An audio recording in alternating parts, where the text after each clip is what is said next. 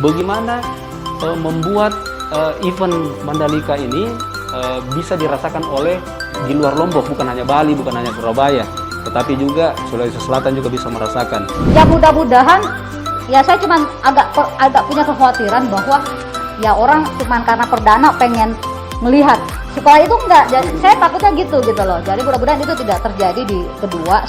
Momen ini seharusnya kita, tadi saya bilang, kita harus tangkap ini, sayang kalau kita tidak tangkap. Ini juga karena pandemi. Iya.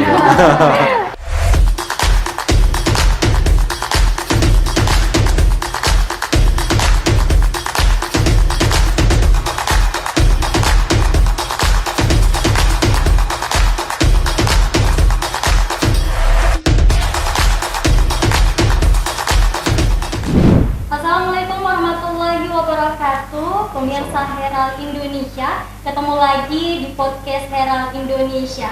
Episode kali ini kita akan membahas mengenai multiplier efek MotoGP Mandalika bagi pariwisata Sulsel bersama saya Nurjana Jabat. Nah, kali ini kita akan membahas bagaimana peluang-peluang apa saja yang dapat mendongkrak pariwisata Sulsel dari event MotoGP. Kali ini kita telah bersama dengan 3 narasumber. Saya ingin menyapa terlebih dahulu Bapak Didi Leonardo Manaba sebagai Ketua Asosiasi Perusahaan Perjalanan Wisata Indonesia atau ASITA DPD Sulsel. Apa kabar Pak Didi? Alhamdulillah Mbak Jana. Assalamualaikum warahmatullahi wabarakatuh. Di samping Pak Didi ada Ibu Mawarda DJ selaku Sport Tourism Enthusiast dan selaku Sekretaris Ivindo DPD Sulsel. Apa kabar Pak Ibu? Kabar baik, alhamdulillah. Ya, baik. Iya. Di sampingnya Ibu Mawarda ada Ketua DPD Indonesia Event Industri Council Ivindo Sulsel, Bapak Faisal Rizky Tawil. Apa kabar Pak? Baik Mbak. Baik. Pertama saya ke Pak Didi dulu. Sebagai Asosiasi Perusahaan Perjalanan Pak, bagaimana Bapak melihat MotoGP ini sebagai momentum kembalinya pariwisata Lombok? Iya. Silakan Pak. Baik, bismillah. Sekali lagi, yang pertama saya ingin ucapkan terima kasih kepada Herald ID, saudara-saudara saya, Ibu Warda, Pak Ical, para pemirsa Herald ID, ya. Yang pertama yang ingin saya sampaikan bahwa memang ada satu momentum yang bisa membuat adanya satu pergerakan yang kita sebut dengan travel bubble, Mbak Jana ya.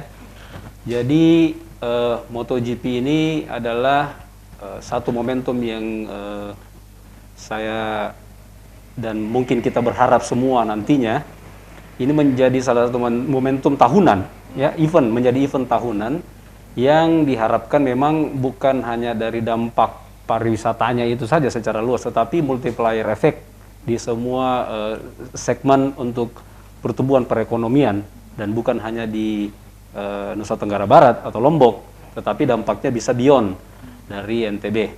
Tupoksi kami sebagai pengelola perjalanan, ya, dalam hari ini ASITA bersama seluruh anggotanya, ya, telah melakukan banyak koordinasi terkait dengan momentum event MotoGP yang sekali lagi mungkin akan kita rasakan dampaknya dengan penggelembungan wisatawan yang akan bergerak.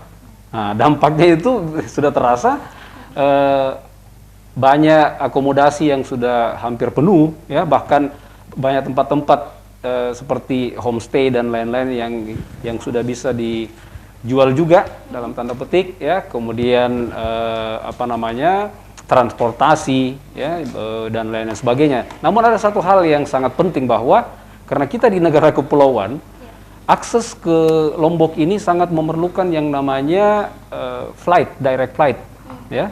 Kalau saya berbicara dalam konteks bisnis, ASITA dengan anggotanya telah berkoordinasi dengan stakeholders yang ada di Lombok, ya, bagaimana kami menjual paketnya sudah sejak jauh hari sebelumnya. Nah, tetapi kalau saya berbicara konteks bagaimana kita memasukkan wisatawan ke Sulawesi Selatan, nah itu yang menjadi pertanyaan. bagaimana upaya kami bersama-sama pemerintah provinsi, ya, dalam hal ini Dinas Pariwisata Provinsi, kemudian Badan Promosi dan stakeholder lainnya, membuat packaging ini bisa diarahkan masuk ke Sulawesi Selatan supaya Sulsel juga bisa terjual. Nah, itu yang menjadi challenge tersendiri, bagaimana pergerakan ini bisa dirasakan bukan hanya industri tetapi dampaknya juga masuk ke Sulawesi Selatan. Begitu Mbak Jana. Pak Didi, apa yang dilakukan Asita sebagai salah satu bagian dari penggerak pariwisata untuk mendukung program MotoGP ini, Pak? Baik, yang pertama adanya koordinasi yang saya katakan tadi, bahwa kami tentu berkoordinasi dan dengan intens ya dengan pelaku bisnis yang ada di Lombok. Dalam hal ini Asita NTB dengan Asita Sulsel. Tapi itu kan asosiasi ya. Untuk bisnisnya sendiri, kawan-kawan anggota Asita atau travel agent telah berkoordinasi dengan travel agent yang ada di NTB untuk B2B-nya. Nah, kemudian dari ITDC Mandalika sendiri, ya, kita juga sudah disupport untuk pendistribusian tiket, ya. Itulah yang akan dipaketkan menjadi, ini kan kita mau membuat penonton MotoGP ini merasakan bahwa saya sudah tidak mau repot, saya menonton MotoGP, tetapi NTB atau Lombok sebagai destinasi wisata yang sangat menarik alamnya, itu juga kami bisa rasakan, ya kan? Mungkin banyak calon travelers yang fokus ke MotoGP-nya saja, tetapi kami juga harus memberikan informasi bahwa di NTB itu sangat destinasinya sangat disayangkan kalau hanya nonton MotoGP terus habis itu pulang. Ya. Nah, packaging, kemasan yang kami lakukan, Asita lakukan dengan anggotanya semuanya, itulah yang kita coba modified, bagaimana masing-masing travel agent ini sudah ada semua masing-masing paketnya dengan beraneka macam, dengan beragam paket-paket yang semua ada yang sama mungkin dan ada yang tidak sama juga. Selain itu biaya dan lain-lain sebagainya. Itu Pak, bagaimana program yang digagas oleh PLT Gubernur Sulsel, Pak Andi Sudirman Sulaiman, Pak, di bawah BPPD Sulsel mengenai joint promotion. Ini ke depan bisa berjalan, apa wujud konkret dari program tersebut? Nah, ini sangat menarik. Jadi yang pertama kita harus apresiasi. Ya, ini adalah upaya yang sangat baik ya. Ini alasan yang pertama dari geografis, kita ini sangat dekat dengan Lombok. Sangat disayangkan kalau Sulsel ini tidak mendapat dampaknya, sedangkan Bali, Surabaya maupun Jakarta ini bisa merasakan dampaknya melalui konektivitas flight. Nah, jadi semua tergantung dengan bagaimana airlines ini bisa diupayakan untuk bisa terbang di Makassar. Nah, upaya itu yang coba didorong oleh pemerintah. Dan itu harus kita apresiasi juga, walaupun memang sampai sekarang barangkali belum ada satu keputusan, tetapi stakeholders kami sudah membuat paketnya. Jadi saya ilustrasikan dan gambarkan sedikit supaya ini bisa langsung ke poinnya. Airlines yang kita dorong itu rencananya untuk menghidupkan destinasi di Sulawesi Selatan adalah aksesibilitas yang akan dilakukan Makassar, Lombok dalam 1 hari dan kembali lagi Lombok, Makassar. Jadi misalnya race-nya itu dimulai jam 10.11 pagi, selesai jam 4.05 sore. Nah, akses itu pesawatnya diharapkan terbang pagi sekali ke Lombok, nonton, kemudian dia pulang sore, nginapnya di Makassar. Nginapnya di Makassar, overstay di Makassar, besoknya berangkat lagi. Jadi ini paket mirip-mirip paketnya Sultan. Dalam 2 hari dia naik pesawat pulang pergi. Karena iya itu tadi dari letak geografis sangat dekat. Hanya butuh kurang lebih 1 jam. Ya, dan selain itu memang pemerintah bersama Badan Promosi dan stakeholders lainnya, kita ini sudah membuat paketnya, jadi sudah ready. Tinggal menunggu kesiapan airlines. Apakah airlines siap terbang dengan segala kemungkinan, ya? Itu memang kita harapkan, karena kalau itu tidak terjadi ya kalau dari makanya saya bilang tadi dalam konteks bisnis, kalau kawan-kawan ini sudah menjual, anggota kita sudah menjual semua dalam konteks itu. Tapi dalam konteks bagaimana kami bersama-sama pemerintah provinsi harus berkontribusi masuknya juga Sulawesi Selatan mendapat dampaknya. Nah itu tadi yang kita upaya yang kita lakukan dengan pemerintah. Bagaimana airlines bisa ada direct flight dari Makassar ke Lombok, Lombok Makassar, yang sudah pernah terjadi tetapi karena COVID dia berhenti lagi. Begitu. Nah, Pak, berapa besar potensi GP Mandalika ini kemudian bisa mendatangkan wisatawan ke Sulsel dengan transit ke Sulsel, Pak? Iya, upaya yang dilakukan yang berikut adalah promosi. Promosi ini adalah satu hal yang harus didorong. Makanya badan promosi yang bersama-sama kita semua BPPD menjadi garis depan bagaimana upaya itu dilakukan di Mandalika sendiri. Promosi itu dilakukan di mana-mana melalui media dan lain-lain. Kan media juga sangat berperan penting. Herald ini kita harapkan juga bisa memberi dampak yang ini ya.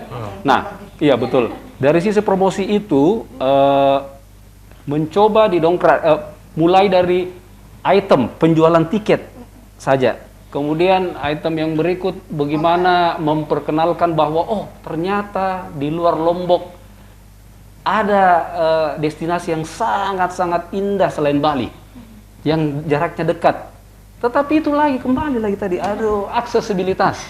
Makanya ini memang harus saling berkolaborasi, saling berangkul, bagaimana kita bisa mendorong airlines untuk bisa terbang. Tetapi kalau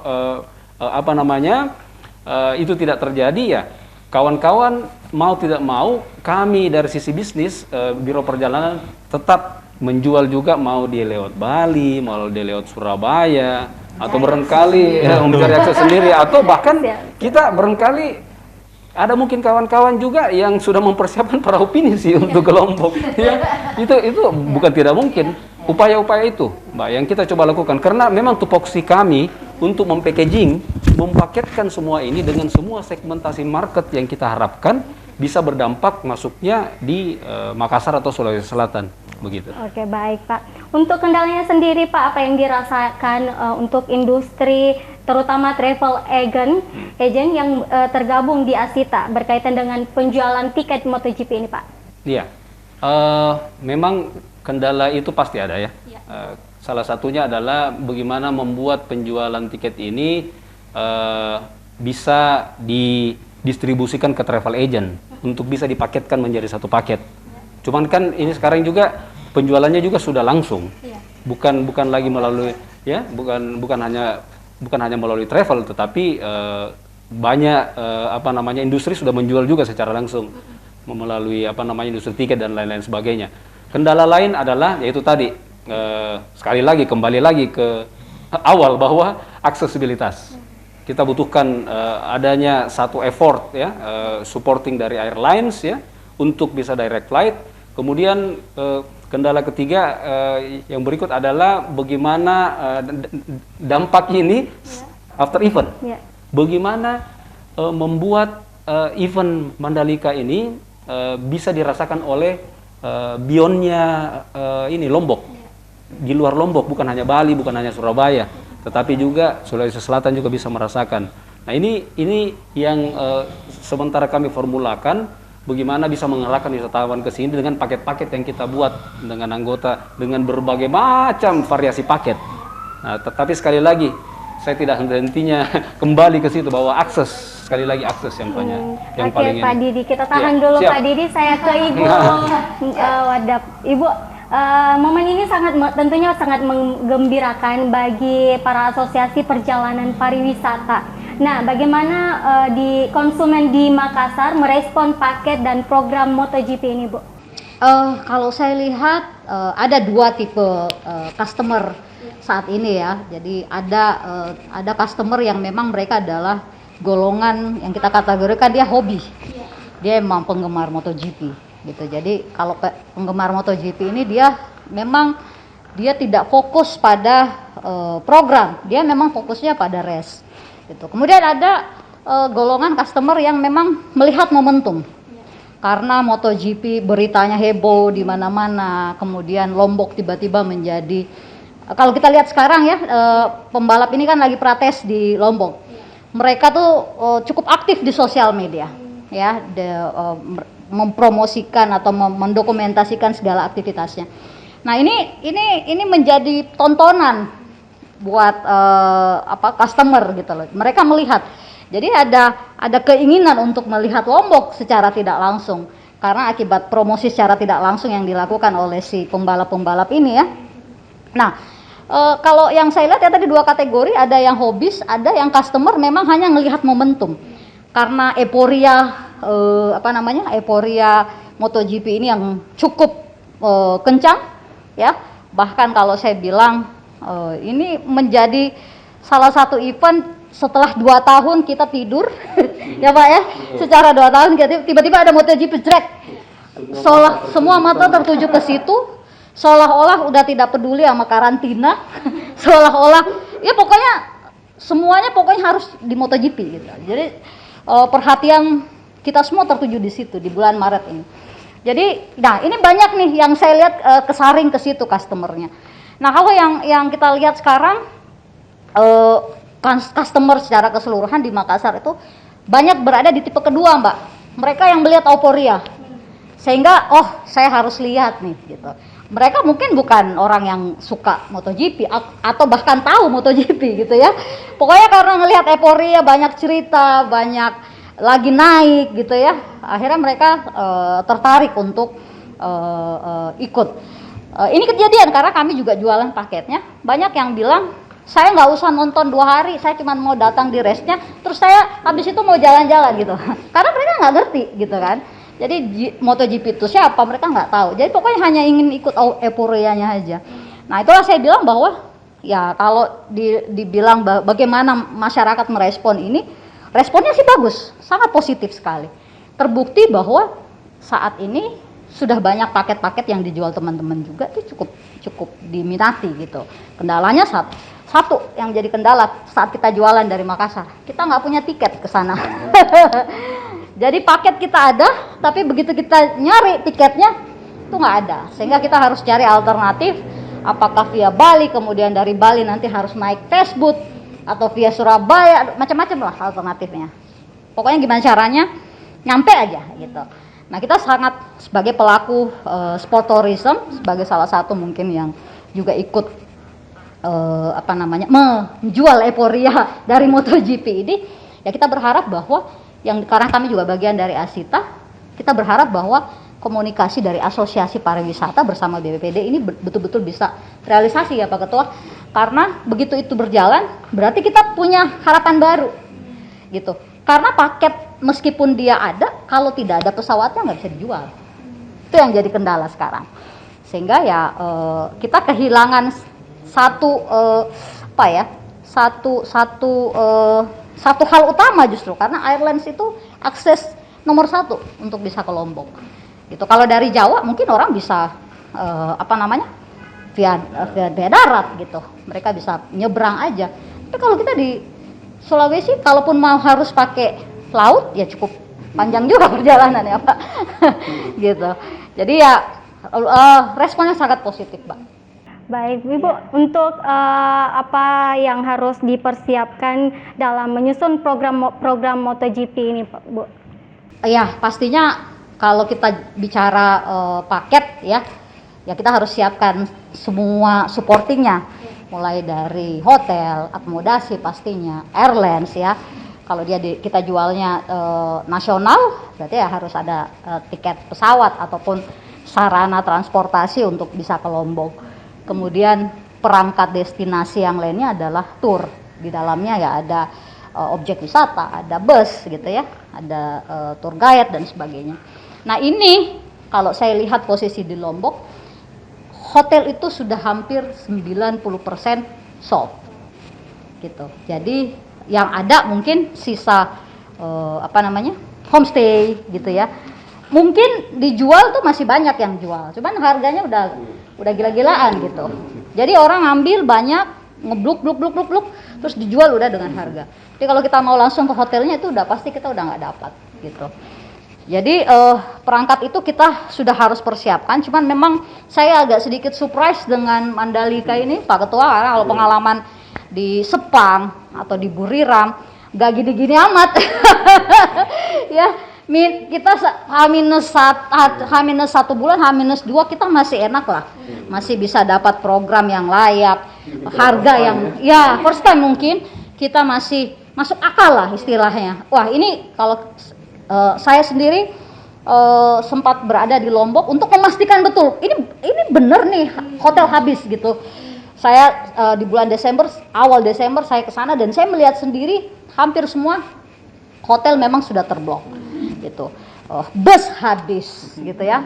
Yang masih ada itu cuman resto. Itu pun kita udah seperti di kandang paksa bahwa ya harus ada deposit segala macam gitu. Jadi ya itu dia. Mudah-mudahan bisa juga jadi evaluasi ke depan, karena saya melihat mungkin ada asumsi Pak Ketua bahwa orang-orang di Lombok berharap setelah 2 tahun tidak punya income, MotoGP lah yang bisa menutupi. Sempat dilanda bencana. Ya, sempat dilanda bencana, kemudian pandemik. Jadi begitu MotoGP ini masuk, ya ini menutupi seluruh kerugian selama itu. Ibu, selain MotoGP sebagai sport tourism, apa saja yang berpotensi untuk dikembangkan, Bu, di Sulsel? Di Sulsel? Kalau di Sulsel, saya pikir banyak ya Pak Ketua ya. Cuman mungkin kalau kita berbicara sport tourism, mungkin nanti Om Ical boleh jelaskan dari sisi eventnya gitu ya. Tapi kalau saya kayak Bali tuh punya Bali Marathon. Itu tiap tahun berjalan gitu, dan orang dari seluruh dari seluruh penjuru itu pasti ikut Bali Marathon. Tapi magnetnya bukan cuman karena sport eventnya itu, bukan maratonnya Pak, tapi karena Balinya. Nah, mungkin kita ke depan mudah-mudahan bisa berkolaborasi nanti dengan seluruh instrumen pariwisata. Ini harus membuat satu sport tourism Pak, yang orang tuh datang bukan cuman karena sport tourismnya, tapi karena Makassarnya gitu loh, atau karena Sulawesinya gitu, ada ciri khasnya. Jadi orang datang, satu mereka ingin daftar memang untuk ikut program itu ya, sportnya. Nah berikutnya mereka emang pengen karena Makassar, mereka ingin makan kulinernya, mereka ingin ke destinasi. Nah saya pikir kita perlu menciptakan itu di Makassar. Kalau sejauh ini kayaknya belum ada ya. Sport tourism yang paling orang lokal ya sepeda. Ya, tapi belum terlalu menasional Pak. Ya. Oke, Ibu, apakah Makassar punya potensi besar untuk menjadi tuan rumah untuk sport tourism berstandar internasional, Bu? Oh bisa aja, ya Pak ya. Saya pikir kenapa tidak gitu. Kita punya banyak resource, kita punya banyak. Meskipun mungkin kita nggak bisa bawa MotoGP ke Makassar, tapi saya rasa punya momentum untuk menggerakkan sport tourism yang lain.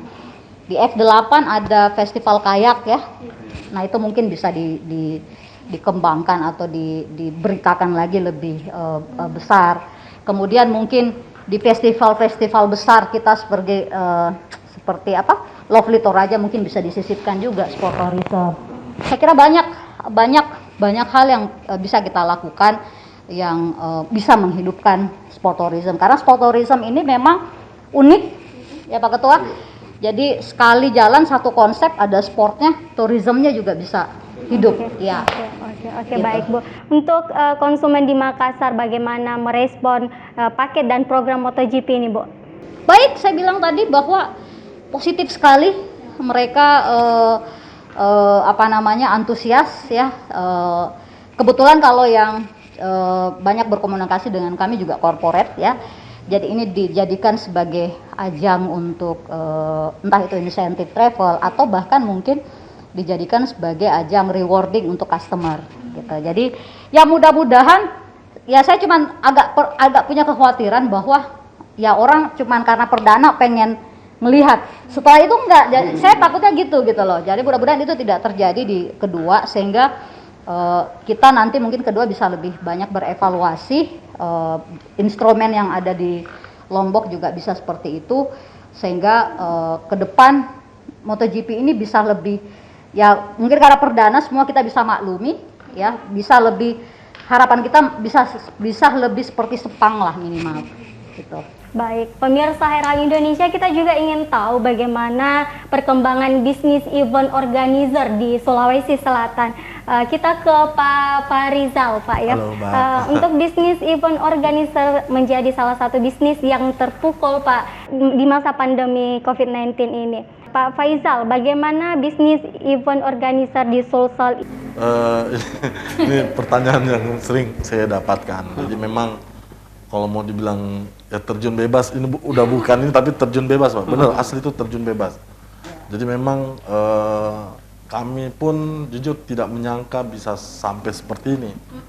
Tuh, jadi kalau yang saya bilang tadi terjun bebas, jadi memang benar-benar waktu itu kebetulan kami di 1-2 bulan pandemi itu memang tidak ada event sama sekali. Nah, cuma akhirnya kita coba diskusi sama teman-teman, saya coba diskusi sama klien. Akhirnya ada muncul tadi apa ya, kita akhirnya berpikir juga coba deh kita buat beberapa event. Nah, muncullah kemarin event-event virtual, terus event-event kita buat sport juga tapi bentuknya virtual. Jadi dari rumah jalan, nah muncullah e-sport. Terus kami juga waktu itu sempat buat nonton bioskop dari dalam mobil. Jadi memang akhirnya sebenarnya gini, jadi memang ada beberapa hal positif juga yang kami dapat. Lebih kreatif. Jadi, ya, kita lebih kreatif. Terus yang note-nya juga adalah sebenarnya ketika kita ngomong, kalau kami ya event organizer, jadi penghasilan itu jangan di event yang membuat orang berkerumun. Sebenarnya kata kunci itu salah.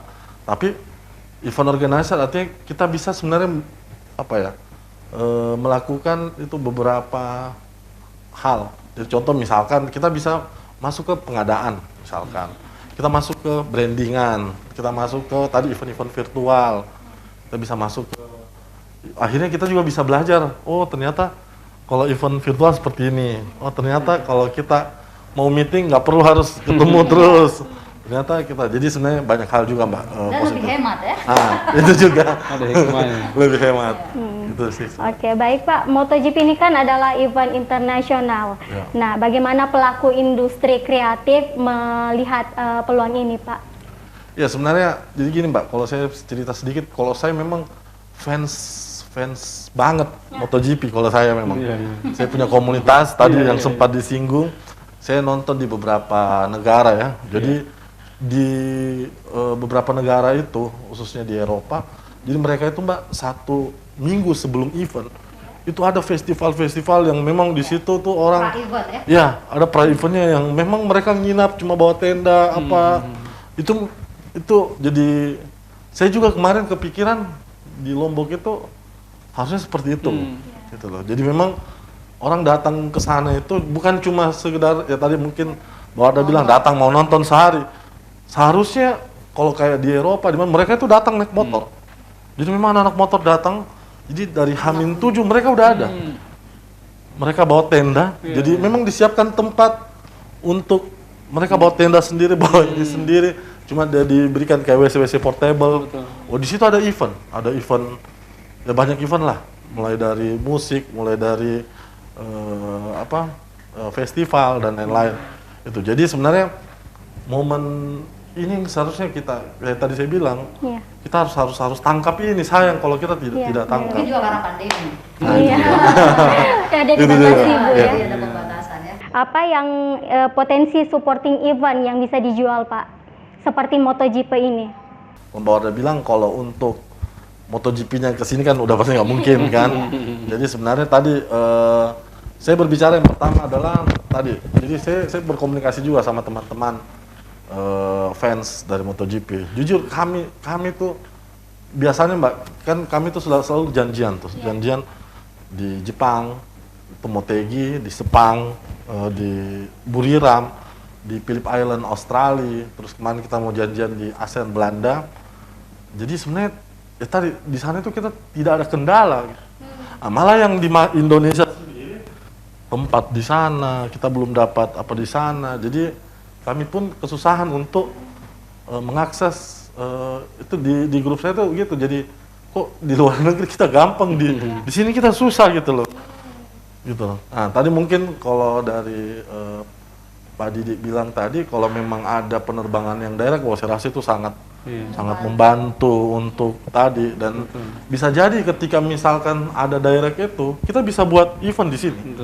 Jadi yang turis-turis yang tadi itu, kita buat di sini, nanti H-1 atau pada saat hari H ya, dia berangkat lagi, balik lagi, nah kita buat lagi di sini. Gitu. Untuk industri kreatif di Sulsel, ada yang terlibat di MotoGP Lombok atau belum ada, Pak? Jadi sebenarnya ya tadi untuk Evendo kan kita se-Indonesia, Mbak. Jadi kalau untuk teman-teman yang di pusat itu memang ada beberapa yang terlibat langsung di sana. Cuma memang ini kan sebenarnya ini sudah berjalan dari 1 tahun sebelumnya, Mbak. Jadi memang sudah lama persiapan ini. Terus saya juga sempat ada teman juga yang di sini itu jadi vendor tenda di sana di MotoGP ya. Sebenarnya kalau terlibat langsung di MotoGP-nya kita belum, baru yang tadi teman itu. Cuma kita terlibat jadi kayak tadi ada beberapa corporate yang saya pengen buatkan event dong buat ke sana gitu loh. Nah, itu saya rasa ada beberapa teman yang kita terlibat. Kalau dilihat dari potensi Sulsel, kira-kira event sport apa yang dampaknya bisa luar biasa ini, Pak, di Sulsel, dan seperti apa gambaran eventnya itu, Pak? Ya, jadi tadi sebenarnya kayak Bali Marathon itu kan, tadi Mbak Warda bilang. Jadi sebenarnya waktu itu di sini tuh sudah pernah ada, tapi belum sampai maraton. Baru di half marathon itu pun kalau nggak salah Bosoa ya yang buat waktu itu kalau nggak salah. Nah, terus di Toraja juga sudah sempat, Toraja 10K kalau nggak salah waktu itu. Itu juga sudah lumayan juga ini nyata, dan memang sebenarnya tadi, Mbak, sebenarnya bisa. Kemarin pun kami sudah survei, jadi kan kalau untuk maraton itu ada syaratnya. Ada syaratnya. Jadi nggak bisa langsung buat rute gini, nggak bisa. Ada memang yang menilai, oh syarat ini bisa. Dan di Makassar itu bisa. Di Makassar itu bisa, jadi saya rasa kalau memang kita mau buat, saya rasa dua event lari sama sepeda ini bisa sangat berpotensi untuk kita buat di Makassar. Dengan skala internasional. Dengan skala internasional, itu bisa. Pemirsa Herald Indonesia, kita ingin tahu juga bagaimana apa sih kira-kira kolaborasi apa yang bisa dihasilkan ke depan untuk Asita dan Evendo untuk sama-sama bergerak untuk pariwisata Sulsel. Kita ke Pak Didi dulu, Pak. Seperti apa, Pak? Sebenarnya sudah kolaborasi. Sudah lama kita kolaborasi. Jadi begini, Mbak, sebelum saya jawab lebih lanjut, saya ingin tambahkan sedikit yang terkait dengan sport tourism. Sport tourism ini identik dengan beberapa daerah yang mempunyai identitas terkait dengan pengembangan destinasi pariwisatanya. Kita ambil contoh Sumatera Selatan atau Palembang. Palembang ini membangun fasilitas olahraga ya untuk pariwisata. Jadi itu yang menjadi identitas bahwa saya ingin bikin event olahraga dengan fasilitas yang mumpuni di Palembang untuk pariwisata. Satu. Kemudian Makassar ini, kota Makassar ini dia terkenal dengan identitasnya adalah MICE Tourism, Meeting, Incentive, Convention, Exhibition. Makassar ini adalah kota MICE. Identitas itu yang membuat masyarakat di Indonesia maupun luar mengetahui bahwa kalau saya mau meeting di Makassar untuk pariwisata. Nah, kenapa mereka melakukan itu semua dan menjadi identitas? Ujung-ujungnya untuk pariwisata juga. After event, after MICE dan lain-lain, mereka ingin berwisata. Ya. Nah, saya kembali tadi bahwa kita sekarang sudah tidak bisa bekerja sendiri, berjalan sendiri. Ya, oleh Pak Menteri, oleh beberapa menteri bahkan ya, kita diajak untuk berkolaborasi ya. Dari eventnya barangkali Pak Ical, Ibu Warda ya, Asita di situ, ayo dong Asita nebeng, ini paket-paket wisata yang bisa ditawarkan setelah event. Ya kan, misalnya ada event meeting misalnya ya dalam skala besar ya, karena kan di sini kita sangat memumpuni untuk fasilitas dan amenitas ya. Nah, setelah itu after MICE-nya, after meeting-nya baru mereka berwisata Evendo atau pengusaha event memberikan kesempatan kawan-kawan di travel agent untuk menjual. Nah, bentuk kolaborasi itu salah satunya. Kemudian yang berikut adalah bagaimana kami berkolaborasi untuk promosi. Ayo dong, datang ke Makassar, ayo datang ke Sulsel. Bukan hanya sekedar menikmati indahnya alam, kuliner, budaya, dan lain-lain. Tetapi di Makassar ini kalian juga bisa membuat banyak kegiatan-kegiatan, bukan hanya sport tourism, ya. Kita kenal yang namanya outing, bagaimana membangun team building dan lain-lain, ya. Banyak fasilitas dan amenitas yang bisa kita tempatkan di sini. Kita juga bisa menawarkan banyaknya ballroom hotel yang saya sudah tidak bisa bilang skala nasional karena internasional sudah kita bisa bikin di sini. Ya, makanya Makassar adalah salah satu kota di Indonesia yang memang sangat menjanjikan dari sisi penyelenggaraan event untuk pariwisata. Begitu. Untuk Evendo sendiri, Pak Faisal, Ya. Seperti apa kolaborasi untuk dengan Asita sendiri untuk pariwisata Sulsel untuk kedepannya, Pak? Oke, jadi tadi sebenarnya sudah disebutkan sama Pak Didi. Jadi saya tambahkan saja. Jadi sebenarnya kami kemarin juga sudah buat konsep. Jadi kita buat aplikasi atau web mobile. Jadi di mana turis-turis yang datang tadi di dalam aplikasi itu ada semua. Jadi ketika kebutuhannya Direktori. ya sudah. Jadi di dalamnya sudah ada, Mbak.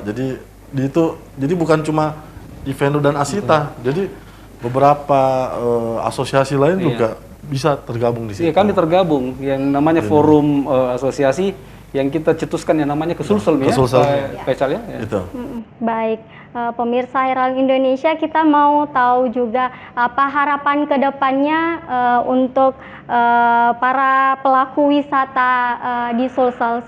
Untuk Ibu Wardah, apa harapan kedepannya? Harapan saya pasti kita pengen yang ada di yang sedang berjalan sekarang, kalau kita bicara GP Mandalika ini bisa berjalan, ya, karena kita sekarang nih masih berada di situasi yang masih timbul tenggelam kalau saya bilang, karena pandemik ternyata masih muncul aja. Jadi saya berharap event ini bisa berjalan lancar, ya, dan pastinya sesuai dengan harapan kita semua, bahwa saya sih pengennya Pak Ketua, kita benar-benar dengan joint promotion tadi dengan IITDC, kita punya tempat selama periode GP itu untuk bisa jualan Sulsel gitu loh. Karena di sana kan ada exhibition juga, ya. Jadi betul-betul kita bisa langsung touch up. Cuman mungkin memang dengan adanya travel bubble ini, saya agak sedikit pesimis ini bisa mendatangkan banyak wisatawan dari luar.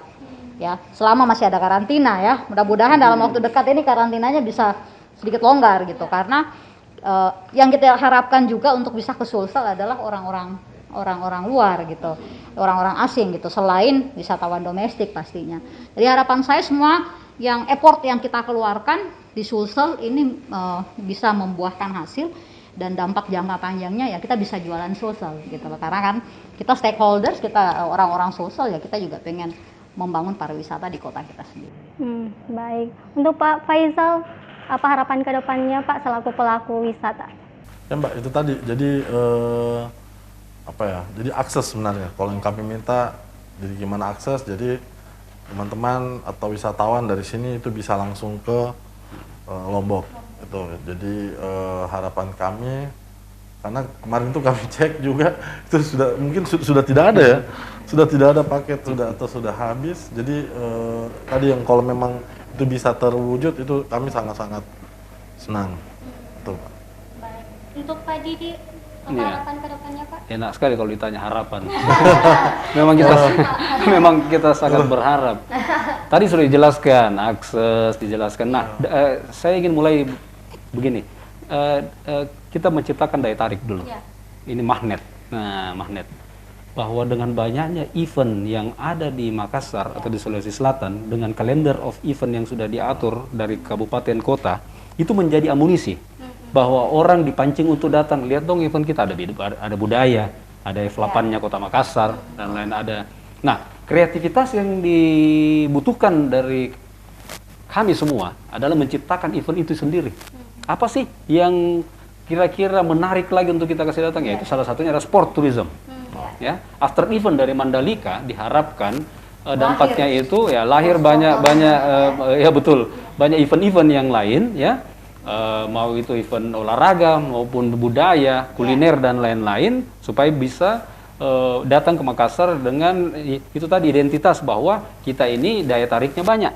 Bukan hanya sekedar kita berwisata, tetapi di Makassar kita bisa melakukan banyak aktivitas-aktivitas dan melihat banyak hal. Indahnya kota Makassar dengan wisata baharinya ya, ada gunung sangat dekat ke Goa, ke Malino dan lain-lain ya. Tapi yang paling penting satu Mbak, harapan lagi nih. Akses tadi sudah, saya tidak usah singgung gitu. Ada satu harapan bahwa kami harapkan masyarakat ya, kami harapkan masyarakat belanjalah di travel agent. Bukan pesan sponsor. Pesan sponsor. Iya kan? Nah, supaya masyarakat bisa tahu bahwa travel itu sudah bisa mengatur semua apa yang namanya protokol kesehatan secara profesional. Kita bisa menjamin perjalanan Anda nyaman, aman dan sesuai dengan tracknya. Itu yang kita harapkan dari masyarakat. Bingo. Ya. Semoga harapan-harapan kita bisa terwujud, Iya, terrealisasi amin. Pak Kita ya. butuh juga bantuan dari Herald lah. Betul. Siap. Semua media kita. Baik pemirsa Herald Indonesia, kita berharap event MotoGP ini dapat sukses dan berjalan baik sesuai dengan harapan kita, dan semoga dengan adanya event internasional ini pariwisata dan ekonomi baik di Sulsel maupun di provinsi lainnya dapat berkembang. Terima kasih atas kehadiran narasumber kita, Pak Didi, Ibu Wardah, dan Pak Faisal. Maaf Pak. Terima kasih pemirsa Herald Indonesia. Terima kasih banyak atas perhatiannya. Jangan lupa like dan subscribe Herald Indonesia. Saya Nurjana Jabar pamit undur diri. Terima kasih. Assalamualaikum warahmatullahi wabarakatuh. Salam. Satu lagi banyak ke Sulselmi.